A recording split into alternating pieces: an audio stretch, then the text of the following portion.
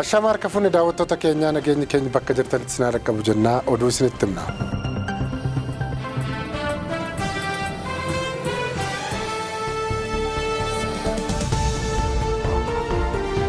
Ajjechaan Simboo Biraanuu irratti raawwatame suukanneessaadha jechuun KFO'n ibsa gaddaa baase. Jaarmiyaan siyaasaa Oromoo Koongirensii Federaalaa Oromoon ibsa gaddaa kaleessa fuula miidiyaa hawaasummaa isaa irratti maxxanseen ajjechaan daa'ima Simboo Biraanuu jedhamtu irratti raawwatame balaaleffateera. Biyya keenya irratti hawaasni fi lammiileen keenya hundumtuu nagaan bahee nagaan galuu osoo danda'ee daangaan qabu ka jedhu KFO'n addatti ammoo daa'imman waan fedhan argatanii taphatanii baratanii nagaan galuu otoo danda'anii guddoo gaarii ture jedheera. Sirna bulchiinsa mootummaa Itoophiyaa dhufaa darbaa keessatti garuu nageenyi uummataa kabajamee akka hin beekne caqaseera KFO'n.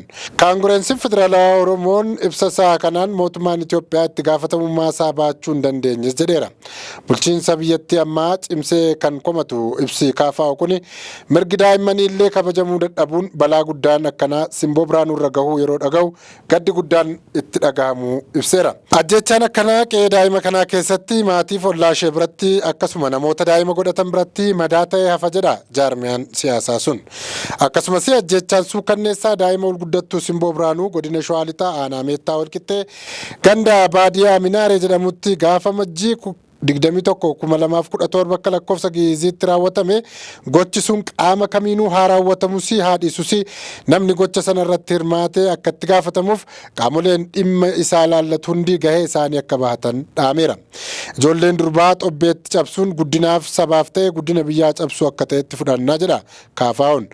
Yakka gudeeddii ajjechaa Simboo Biraanuu irratti raawwatame karaa haqa ta'een qoratamee ifa ta'ee uummataaf dhagahamuu akka qabus akkasumas namoonni yakka kana raawwatanis gatii isaanii akka argataniif KFO'n waamicha taasiseera.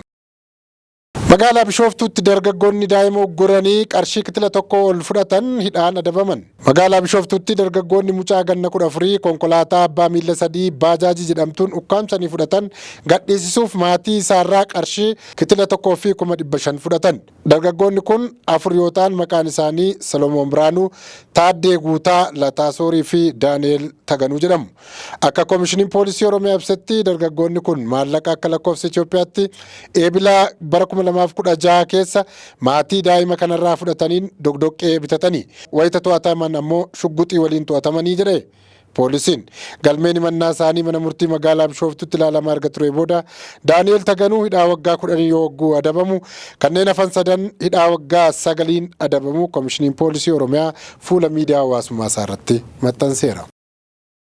Ministeerri Fayyaa Itoophiyaa kaffaltii hojjettoota isaa dhaabbata gargaarsa Ameerikaan qacaraman akka dhaabbatu ajaja dabarse.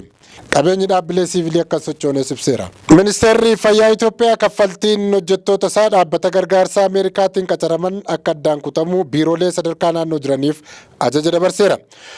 Oduun kun kan himame dhaabbanni giddugala to'annoo fi ittisaa dhibee CDC jedhamu kan dhaabbata gargaarsa Ameerikaatiin deeggaramaniif gargaarsa maallaqaa taasisaa ture yeroodhaaf dhaabu hordofeeti. Qajeelfama ministeerichi amajjii 31/2025 hojii yookaan kaffaltiin dhaabbilee gargaarsa Ameerikaatiin deeggaraman amajjii gaafa 24/2025 kaasee akka dhaabbatu labseera. Akkaataa qajeelfama sanaatiin hojjettoonni USAID'n qacaraman hojii ni dhaabu. Xalayaa ministeerichi barreesse kun bulchiinsa magaalaa Finfinnee fi biiroolee naannoo Oromiyaa, Amaaraa, Tigraay fi kanneen biroofis ergameera. Taateen sun pirezidaantiin Ameerikaa Doonaald Tiraamp aangootti dhufu hordofee murtee darbeen kan wal qabatudha. Tiraampii fi barreessaan olaanaa dhimma alaa Maarko Ruubiyoon gargaarsi namoomaa biyyattiin biyyoota birootiif taasiftu addaan akka citu murteessuu hordofeeti. Murtee sanaa wal qabatee biirooleen cufamuu, marsaariitiin garaagaraa hojii dhaabuu fi hojjettoonni hedduu hojii malee hafuun dhagahameera.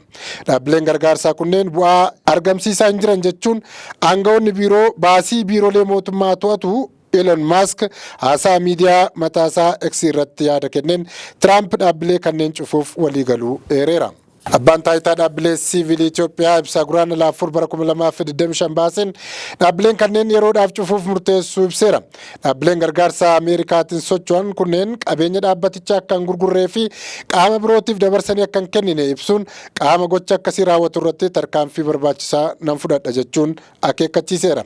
Haala jiruu itti dhiyeenyaan hordofaa jiraachuu eeruun gargaarsaa fi hordoffii barbaachisaan fuulduratti akka taasifamus abbaan taayitaa dhaabbilee hawaasaa siivilii Itoophiyaa ibseera. Abbaan taayitaa daandiiwwan Itoophiyaa karra Finfinnee irratti karaan tolchaa jechaa jira. Karra magaalaa Finfinnee 4 irratti karaa shaffisaan haaraan tolfamuuf akka jiru abbaan taayitaa daandiiwwan Itoophiyaa beeksiseera.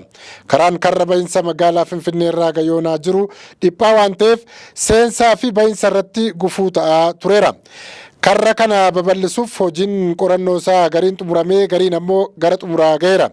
Baasii mootummaa fi dhuunfaatiin kan tolfamuuf karoorri qabamee itti deemamaa jiru.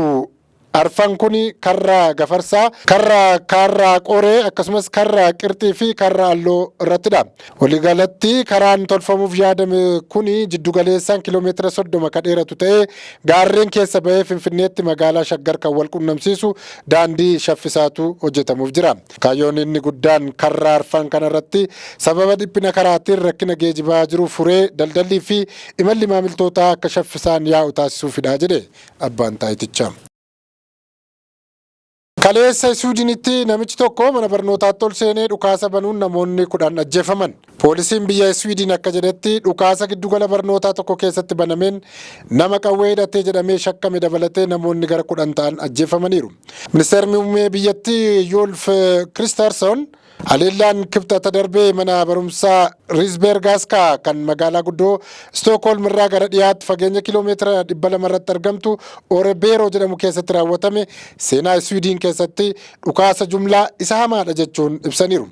Kristersson ibsa gaazexeessitootaaf kennaniin taatee mudate sun walumaa galatti fudhachuun nama rakkisaa jedhaniiru. Namoota madaa'an hedduun isaanii gara hospitaalaatti kan geeffaman yoo ta'u yoo xiqqaate namoonni 4 yaalii baqaqsanii yaaluun taasifameefii jira jedhani. Poolisiin biyyatti akka himatti namichi yakka kana raawwate namoota du'an keessaa tokko ta'uu akka amanee fi kanaan dura akka isa hin beeknes ibseera.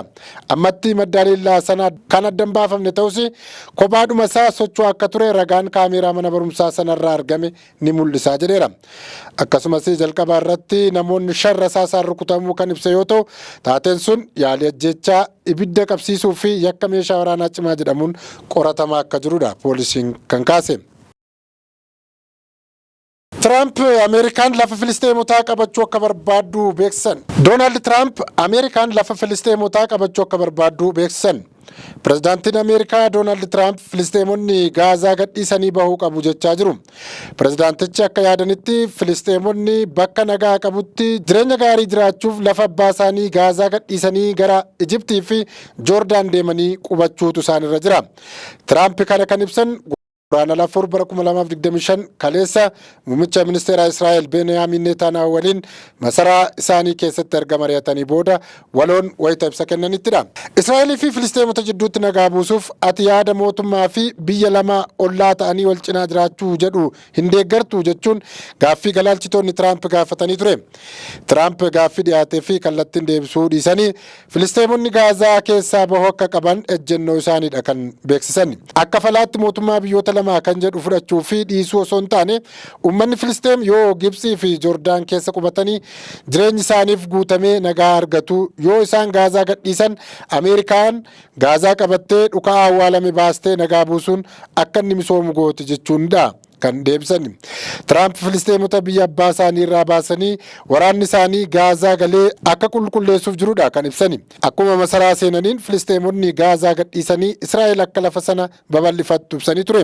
Yaada Gaazaa gadhiisaatii bahaa jedhu Joordaanii fi Ijipti battalumatti wanta ta'u miti jechuun yaadichatti bishaan naqaniiru. Tiraamp waraanatti ergeen humnaan baasaan jedhu malee Saawud Arabiyaa fi Tarkiyyee dabalatee mormii kaasaniiru. Biyyoonni Arabaa hundi sagalee tokkoon mormuurra darbanii yaadicha nagaa nagaa kan buusu osoo hin taane Filisteemiin kan biyyaa dhabsiisu giddugala bahaa daranuu kan booressuuf kan deemudha jechaa jiru. Saawudiin abbaa biyyummaa Filisteemotaa waan sharafamu miti aga kun hin kabajamnetti Israa'el wajjin ijaan wal agarree dubbachuuf hin ta'u jechuun beeksifteetti.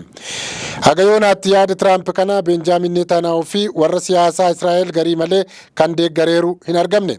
Barreessaan mootummoota gamtoomanii Antooniyoo Guuteres mirga Filisteemotaa kan sarbudha jechuun yaadicha balaaleffataniiru. Doonaald Tiraamp yaada kana dhugoomsuuf Gaazaa, Israa'el, Saawud Arabiyaa deemuuf karoora akka qaban kaleessa beeksaniiru. Yoo hin baanu jedhan humnaan hin baasa jechaa jiru. Hamaas dubbii kan hammeessu malee waan nagaa buusu miti jedhee mormeera. Dhagaan kabajamtoota daawwattoota keenya oduu guyyaa har'aaf jenne kan maangolabna turtii gaarii isiniin jenna.